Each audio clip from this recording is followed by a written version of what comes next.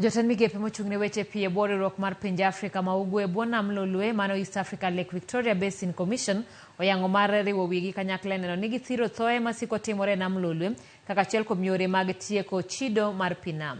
Giyango ni gidwaro mondo giket chenro mong'ith mar tieko lile pii nam ka achiel kod gero centers mabiro konyo chwalo chenro no.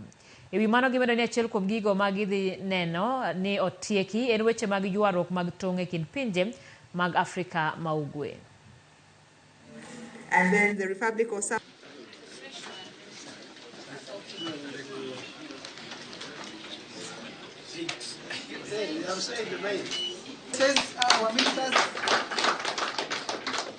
Most of the resolutions we have come up with as Council of Ministers or Sectoral Council of Ministers of Lake Victoria Commission include sharing of data and information by partner states, equal representations of partner members in the Lake Victoria Basin Commission.